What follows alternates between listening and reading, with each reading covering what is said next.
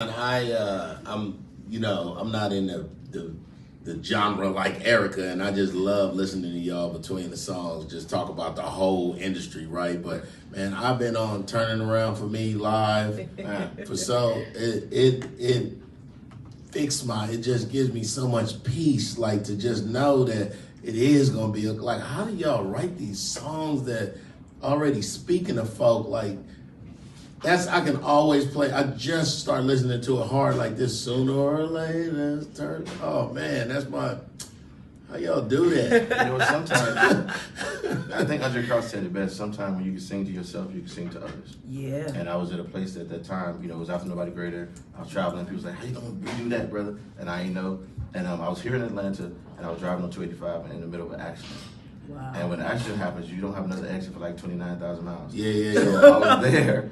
And I said, God, you're telling me everybody else blessed, people to get Facebook messages. I said, when is my turn? So I don't know what's going on. I traveled this whole world, but I'm still going through. He said, when you put me first again, then things will turn around for you. Jeez. Before you had Delta Miles, before you was traveling, we had our time every day. We had our meditation time. Wow. So as I spoke to myself, I began to speak to where others were, understanding that sooner or later, that doesn't mean that it's going to happen tomorrow or next week. Yeah. One thing is that you know that God is able.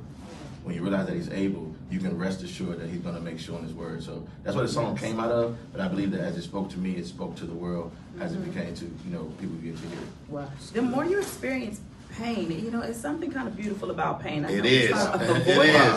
But pain will pull greatness out of you like nothing else. You can go to motivational events, inspirational, you have people cheerlead you on. You experience some pain and watch it send you straight to your knees.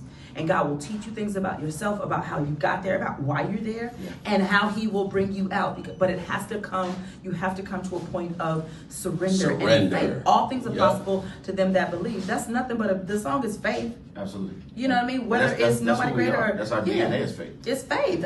God can do anything. It's faith. It's rooted in God.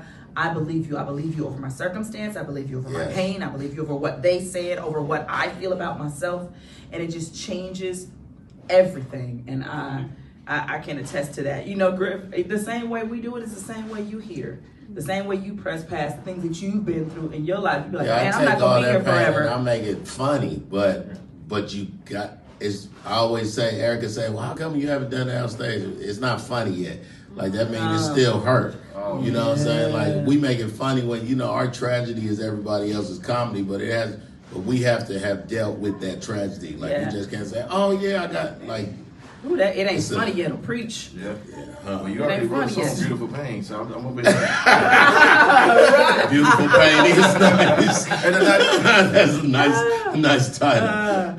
That's the wonderful thing about being around other creatives and being around songwriters. So anybody listening, if you are a creative, if you are one that's building, don't get in a bubble by yourself. You need other creative people around you. You bounce ideas off, and I know some of you think, oh, well, somebody gonna steal it. That's fear talk. That's low self-esteem.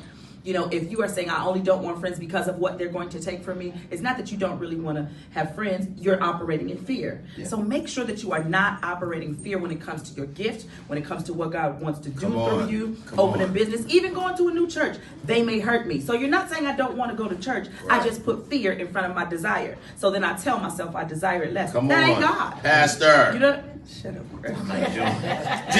You said I might join. Come on, Michelle. You know what I mean? Like, we got to learn to trust God. We're going to talk about you being the president of we got off track. You being the president of the Gospel Heritage Foundation up next. Don't go nowhere. That, Annie, is a book called I Wasn't Ready. Is it out? It was out. It won't be online until, I think, April 1st. All right. So pre-order I Wasn't Ready. Absolutely. It's coming. Beautiful. And we're going to stick around with VaShawn Mitchell a little bit more on Get Up Mornings.